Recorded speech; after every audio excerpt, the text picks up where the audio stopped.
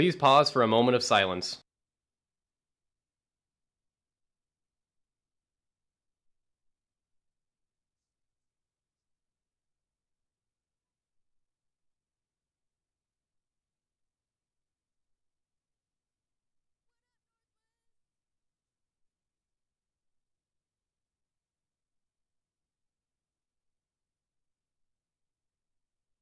Please stand for the pledges.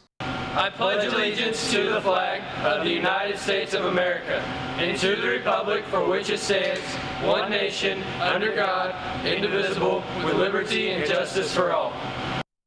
Now for the Texas Pledge. Honor the Texas flag. I pledge allegiance to thee, Texas, one state, under God, one and indivisible. It's Groundhog Day. Will we have 6 more weeks of winter? And get caught up on the results of the Florida primaries. And prepare for a possible encounter with Cupid. All coming up next on NHSTV.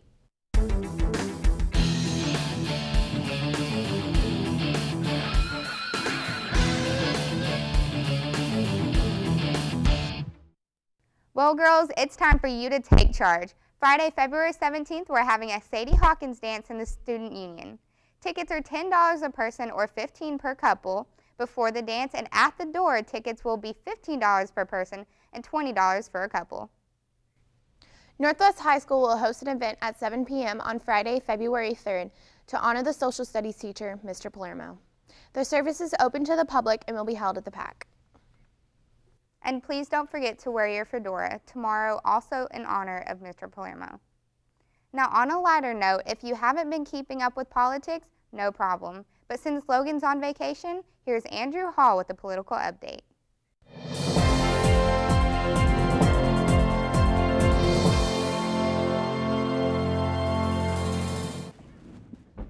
Hello and welcome to this week's political update. I'm Andrew Hall. This week marked the 4th state primary in the GOP elections, this time in Florida. Mitt Romney took home the win with the 46.4% of the vote, followed by Newt Gingrich with 31.9%, and in third was Rick Santorum with 13.4%. Ron Paul was able to scrounge a meager 7% this time, although he shows no signs of dropping out of the race anytime soon. The results of this primary essentially seem to secure Romney as frontrunner for the Republican Party. However, as we've seen, appearances can be deceiving. As of right now, we'll just have to wait and see. Be sure and tune in next week for more political news.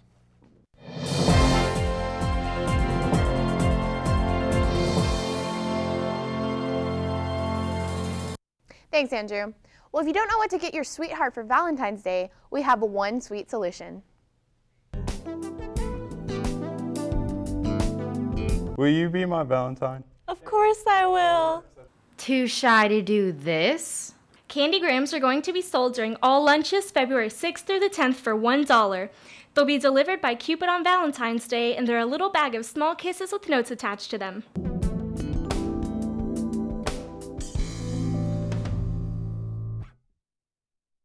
Gee, I hope somebody buys me candy. Well, since today is Groundhog Day, here's a segment explaining this unusual holiday. If you live outside of Canmerica, then you might not know what a groundhog is, so here you go. This is a groundhog. They're basically giant grumpy squirrels who dig burrows underground. Burrows large enough, in fact, to occasionally make their comfy home a structural hazard to your comfy home. This explains the first half of their name. The second half is because they're kind of fat, though unlike their fellow Canmericans, when winter arrives they need their excess weight to go into hibernation. The story of the holiday is that on February 2nd, the wise groundhogs wake from hibernation to peek out of their burrow and look at the world. If they see their shadow, they go back inside, which predicts 6 more weeks of winter. If they don't, then spring will come early. Many groundhogs contend with each other to be the king of seasonal weather prediction, their main weapon in this war being their delightful names, such as Queen Charlotte and Sir Walter Raleigh in North Carolina, Shubenacadie Sam of Nova Scotia, Staten Island Chuck from New York, French Creek Freddy in West Virginia, and Gus from Athens, Georgia, though this last groundhog is somewhat overshadowed by his neighbor, General Beauregard Lee, who one must assume has stylish facial hair and fans himself on the veranda of his plantation home while drinking mint julep and pining for the day when the South will rise again. 1,000 miles north of the General, Wharton Willie is the Groundhog King of Canada, who throws an annual party to help him stay on top and make sure that the people keep building epic statues of him.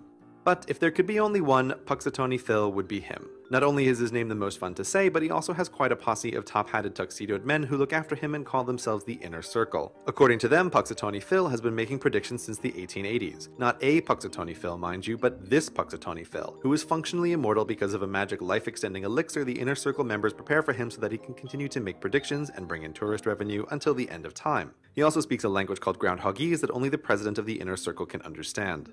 If you think that Groundhog Day is a dumb, pointless holiday, then there are two things you should consider. First, you have no sense of fun. And second, you better be careful on Groundhog Day, because in addition to their weather-predicting day jobs, these groundhogs also have the magic power to trap you in an infinite time loop until you learn to be less of a jerk. Happy Groundhog Day! And this just in, Punxsutawney Phil did see his shadow this morning. So 6 more weeks of winter. I wonder if that applies to Texas. That's all for today's show. Stay tuned for tomorrow for the Harkins movie preview. Have a great day, Texans.